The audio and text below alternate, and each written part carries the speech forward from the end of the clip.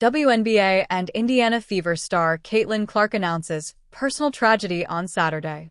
For all the deep threes, sold-out arenas, and broken records, the photo that stopped WNBA fans in their tracks this weekend wasn't of Caitlin Clark on a court. It was a golden retriever lying in a bed of autumn leaves, with a few simple words that absolutely punched you in the chest. On November 29, 2025, Caitlin Clark used her Instagram story to share the kind of news no box score can prepare you for. Her family's golden retriever, Bella, her dog of nearly 9 years, had passed away. "We're gonna miss you, puppy," she wrote over that fall photo, adding, "Gave us so many good memories." A second slide was somehow even tougher, a side-by-side of teenage Caitlin curled up with Bella as a puppy and a recent photo in the exact same pose. The caption read, "Not much changed in 9 years." If you followed Clark long enough, you knew immediately this wasn't just a pet post. This was family. Bella came into the Clark household around 2016, when Caitlin was still a 14-year-old kid in Des Moines, juggling school and AAU tournaments. From there, Bella was just always there. Through the high school hype, through Iowa's sold-out Carver Hawkeye nights, through the whirlwind move to the WNBA and the Indiana Fever.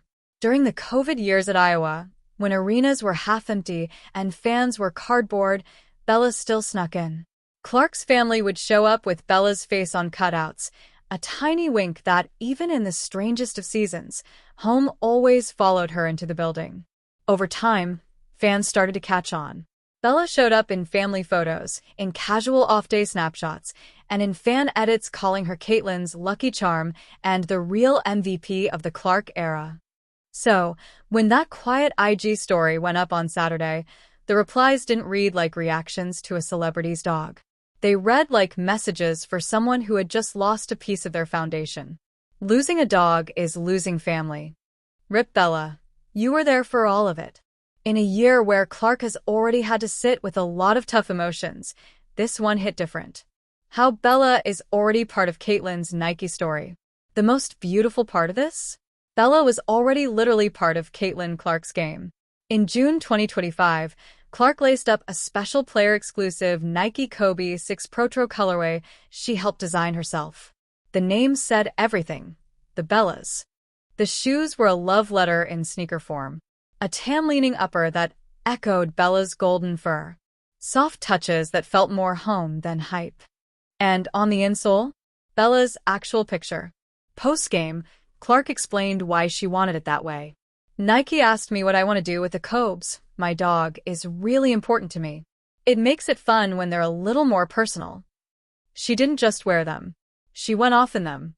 On June 14th against the New York Liberty, in her return from an early season quad issue, Clark erupted for 32 points, hit 7 threes, added 9 assists and 8 rebounds, and led the Fever to a 102-88 win. It was one of the best all-around performances of her pro career. Rumors of a wider release in 2026 are already out there, but even if they never hit shelves, the Bellas have already done what they were supposed to do. They made sure Bella is part of Caitlin's story forever. All of this comes at the end of one of the most emotionally exhausting seasons of Caitlin Clark's life. On paper, her second year in the WNBA should have been a joyride. Another leap.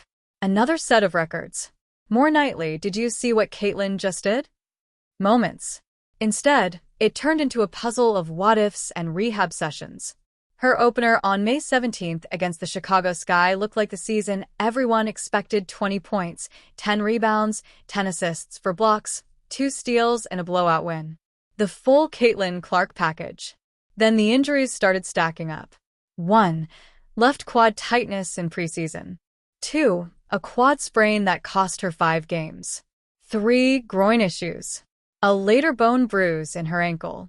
By the time the Fever finally ruled her out in early September, Clark had played just 13 games.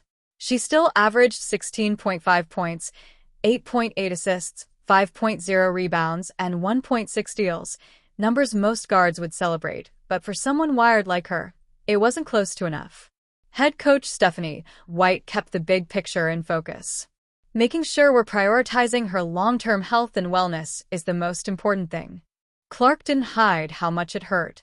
Disappointed isn't a big enough word, but even in the bad, there is good. That sentence lands differently now. Because when you're already on the sideline, when you're already sitting with frustration and uncertainty, losing the dog that walked with you through every stage of that journey, that's a different kind of rehab.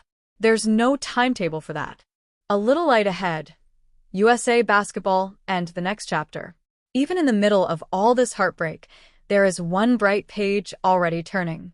Just 5 days before she shared Bella's passing, on November 24th, Caitlin Clark got the kind of call every hooper dreams about, an invitation to her first USA basketball senior national team training camp. The camp runs December 12th to 14th at Duke University, with Kara Lawson leading a group that blends Olympic gold medal veterans with the game's next generation. Clark is one of 10 first-timers, sharing the floor with names like Angel Reese, Paige Buchers, Juju Watkins, Lauren Betts, and more, alongside stars like Aja Wilson, Chelsea Gray, Brittany Griner, Kelsey Plum, Jackie Young, Aaliyah Boston, and Sabrina Ionescu. And now it will also be something else, her first big basketball chapter without Bella physically waiting back home.